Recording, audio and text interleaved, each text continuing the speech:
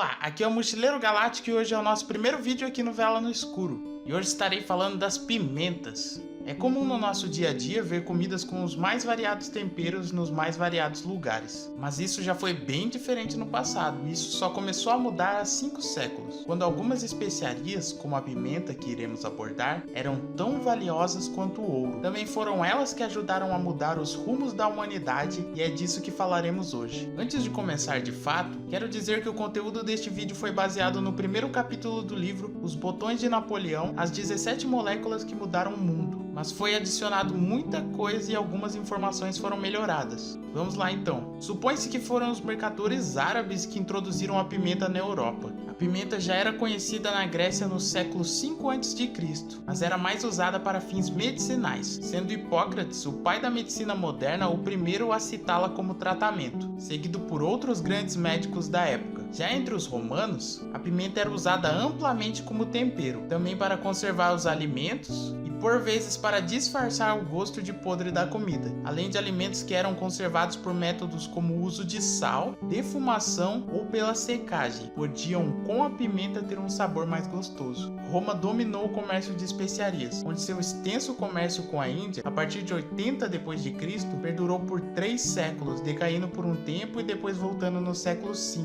mas decaindo novamente no século VI. Já no século X, a República de Veneza e a República de Gênova começaram a prosperar ao fazer comércio com o Levante, que é uma área do Oriente Médio, e houve algumas guerras entre as duas repúblicas para conseguir o domínio total. Na Quarta Guerra, de 1377 a 1381, a República de Veneza conseguiu um monopólio, mas no geral, nos últimos 4 séculos da Idade Média, os mares eram mesmo liderados pela pequena, mas poderosíssima República de Veneza. Essa que havia conquistado seu poder pouco a pouco, começando com a venda de sal no século VI d.C.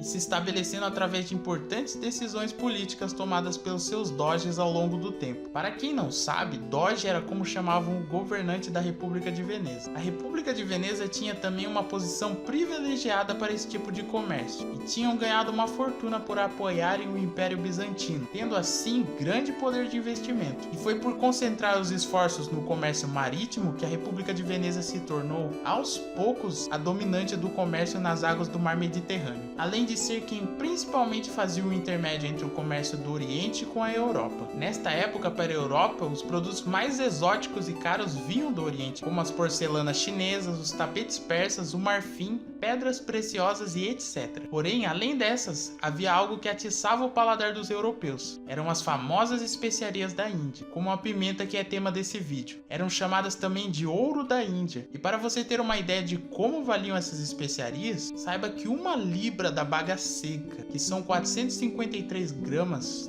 da pimenta, podia comprar a liberdade de alguém que estivesse como servo em uma propriedade de algum nobre. Mas as especiarias, principalmente a pimenta do reino, que era um luxo de poucos, começaram a ser cada vez mais essenciais na Europa, o que fazia com que os comerciantes de toda ela viessem até Veneza para obtê-las. No livro é dito que grande parte do comércio era feito através de Bagdá e que eram levados até Constantinopla, o que é verdade, colocadas em embarcações que saíam pela costa sul do Mar Negro e de Constantinopla iam até Veneza. Mas se tratando de especiarias da Índia, principalmente a pimenta, Constantinopla não era nem de longe o ponto mais importante, apesar de ter sua importância no comércio de outras coisas, mas sim Beirute e principalmente Alexandria, o que faz mais sentido até pelo caminho a ser feito até a Europa, já que era o caminho que mais evitava transporte terrestre e tinha mais transporte marítimo.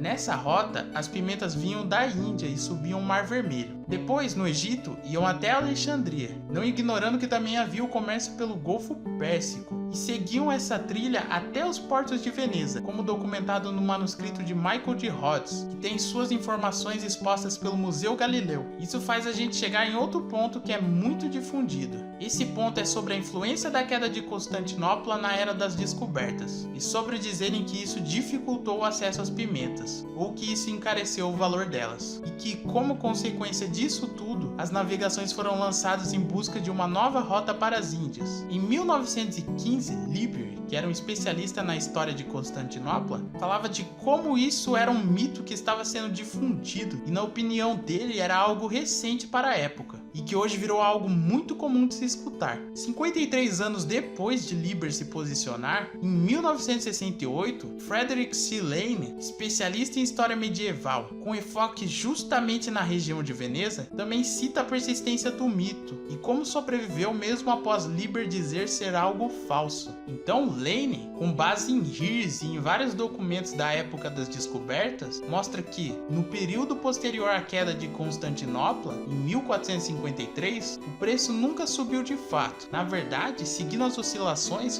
o preço pareceu cair quando comparado a preços anteriores, e veio a aumentar com a chegada dos portugueses à Índia. O preço então caiu em 1509, mas voltou a subir depois, e em 1527 eles ganhavam 66% a mais pela pimenta do que em 1509. Lane influenciou muito a discussão posterior do assunto, porém, 37 anos depois, em 2005, o Rock, que eu não sei se eu pronunciei certo, e Williamson fizeram uma crítica aos valores mostrados por Lane, pois estavam marcados em seus valores nominais e não nos valores reais, ou seja, não estavam corrigidos pela inflação da época, além deles só usar os dados limitados a Veneza. O Rock e Williamson, com os valores de outra região, mostraram que mesmo com valores nominais já é possível ver o aumento durante todo o século XV e certamente depois de 1450. Com os preços reais isso se torna ainda mais evidente, isso na Áustria, Holanda e Inglaterra. No entanto, o artigo diz que a ideia de Lane de os preços terem baixado em toda a Europa durante o século XV deve ser rejeitada, mas ao mesmo tempo não há evidência de que os preços subiram na Europa na época, o que favorece a ideia de ter sido eventos paralelos aos suplementos o que motivaram os portugueses a navegar, e que não foi por um aumento de demanda, pelo menos durante o século XV como um todo. O que pode ter sido o motor são o conhecimento marítimo acumulado, a tecnologia melhorada, incentivos institucionais, entre outros. Então, eventualmente, os portugueses foram levados a explorar o cabo e o mercado de especiarias da Índia. Além disso, o Rock e Williamson mostraram que os preços caíram sim após Vasco da Gama chegar à Índia. As primeiras expedições portuguesas a partir de 1434 na costa da África foram descritas por Gomes e Anes de Zurará em Crônica do Descobrimento e Conquista da Guiné, em 1453, onde dos 5 motivos dados para se lançar ao mar,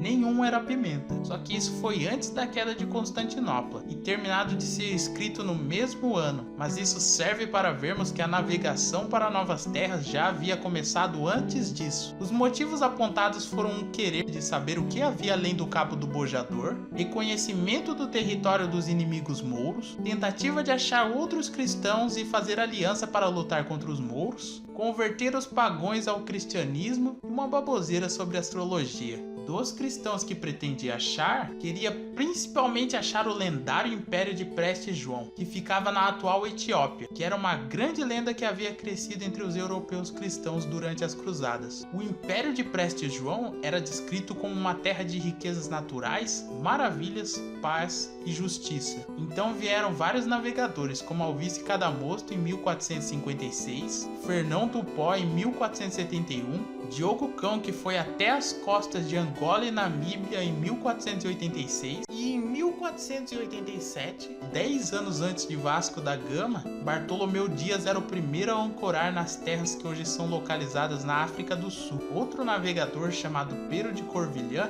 fazia junto a um parceiro o serviço de espionar o comércio no Mar Vermelho, Golfo Pérsico e na Índia. Além de tudo isso, tinha como missão achar o Império de Preste João. Nessa viagem, ele observou o comércio das principais cidades-polos da costa da Índia, em destaque para Calicut. Depois ele navegou pelo outro lado da costa da África e parou em Sofala, em Moçambique. Ou seja, faltava pouco para ligar os pontos com Bartolomeu Dias. Após isso, ele subiu de volta ao Egito e lá encontrou 2 enviados do rei de Portugal, e eles informaram que seu parceiro havia morrido, pero não sabia porque eles tinham se separado antes dele ir para a Índia, e foi informado de que não deveria voltar até concluir seu achado do Império de Preste João, e que deveria acompanhar um dos 2 enviados, Rabi Abraão, até o Hormuz no Golfo Pérsico. Então Pero escreveu uma carta relatando tudo o que viu, provavelmente avisando sobre o grande comércio de pimenta de Calicut, e mandou ao outro enviado, chamado José Sapateiro de Lamego, que entregasse ao rei. Depois de levar o Rabi Abraão até Hormuz, Pero também deu cartas a esse para que entregasse ao rei. Infelizmente não se tem evidências de que elas chegaram de fato. Porém, Fernão Lopes Castanheda escreveu em 1559 que as cartas foram lidas, mas o rei nunca mais soube mais nada sobre ele, pois Pero achou sim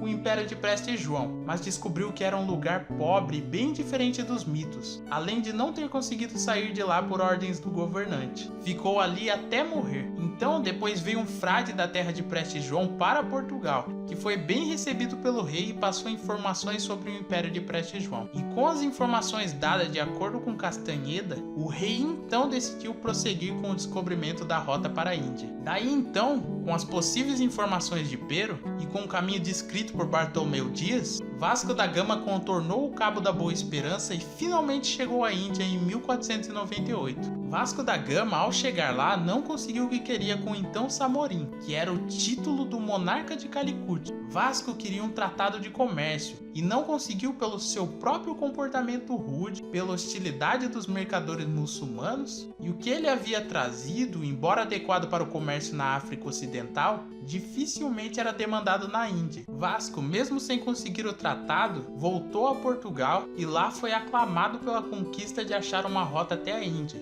e ganhou o título de Dom e uma pensão de 1000 cruzados. Depois do sucesso de Vasco, Pedro Álvares Cabral, que tinha chegado no Brasil em 22 de abril de 1500, foi o próximo a partir para Calicut. Somente após 10 dias por aqui, teve muito azar em sua viagem. Já ao contornar o Cabo da Boa Esperança, 4 barcos da sua frota afundaram. As que sobraram chegaram em Calicut em 13 de setembro do mesmo ano. Lá ele conseguiu o tratado e obteve autorização para estabelecer uma feitoria. Mas em 16 ou 17 de dezembro, a feitoria foi atacada por aproximadamente 300 muçulmanos e indianos, e mais de 50 portugueses foram mortos. Cabral esperou uma explicação do governante de Calicut, mas a resposta não veio. Então, indignado, junto com seus companheiros, atacou 10 navios de mercantes árabes e matou mais de 600 tripulantes, confiscando o carregamento destes e depois os incendiando. Além disso, ordenou que seus navios bombardeassem Calicut por um dia inteiro pelo rompimento do tratado. Então Cabral navegou para Cochin, que era uma cidade vassala de Calicut, e eles sabiam que o governante de lá queria se tornar independente. Então exploraram isso para formar uma feitoria por lá, conseguindo encher seus 6 últimos barcos, e após aportar em outros pontos da costa da Índia, voltou para Portugal,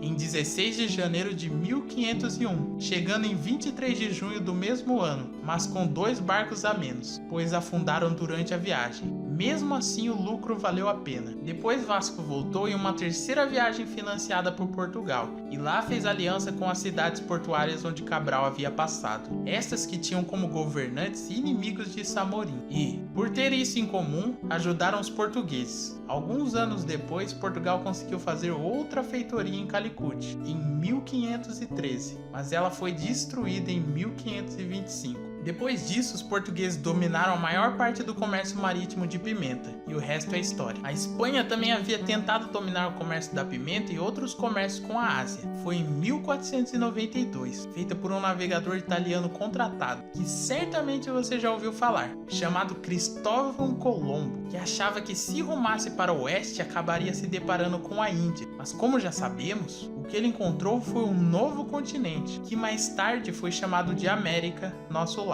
Aliás, os índios são chamados de índios justamente porque os navegadores que chegaram à América estavam convencidos de que aqui era a Índia. E assim, a pimenta tomou uma parte na descoberta de um continente inteiro. Além de tudo isso, outros países posteriormente estavam atrás de lucrar com o comércio de pimenta, pois então, em 31 de dezembro de 1600, os ingleses fundaram a Companhia das Índias Orientais, e logo em seguida, em 1602, os holandeses fundaram a Companhia Holandesa das Índias Orientais, ambas feitas para garantir que eles fossem mais ativos no comércio de especiarias. Porém, haviam muitos riscos riscos no financiamento da viagem de navio para buscar esses produtos na Índia. Então, inicialmente, ao invés de comprarem cargas inteiras, os negociantes compravam cotas de uma viagem, o que evitava grandes perdas. Afinal, se um navio afundasse ao voltar, o prejuízo seria pouco para cada negociante, já que cada um só pagava por uma parte da carga e não somente uma pessoa arcava com todo o prejuízo. Prática essa que acabou dando lugar à compra de ações na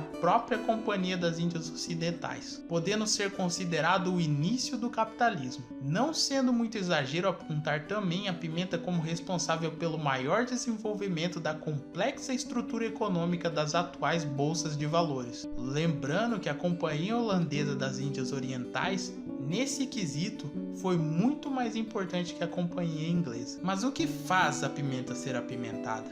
Bem, a resposta está na molécula de piperina. Aquela sensação picante que sentimos não é um sabor de fato, mas uma resposta ao estímulo químico em nossos receptores nervosos para a dor. Ainda não se sabe exatamente como isso funciona, mas uma das possíveis explicações encontra-se na forma dessa molécula. O que favorece essa ideia são outros dois compostos picantes, a capsaicina e a zingerona. A zingerona é menos picante e é encontrada no rizoma do gengibre. Já a capsaicina vem do gênero de pimenta Capsicum, que ficou mais conhecido como chile. Este que, inclusive, foi descoberto na segunda viagem de Colombo às Américas, encontrado no Haiti e que em menos de 50 anos se espalhou pelo mundo. No caso, ambas capsaicina e piperina têm um nitrogênio vizinho de um carbono duplamente ligado a um oxigênio, além de ambas terem um único anel aromático com uma cadeia de átomos de carbono. Essa forma semelhante, com os mesmos efeitos em nosso paladar, pode ser a explicação. Já a zingerona, embora menor que as duas, tem também um anel aromático com os mesmos grupos ligados que a capsaicina, mas diferente das outras duas moléculas, não tem nenhum átomo de nitrogênio. Porém, a pergunta final é: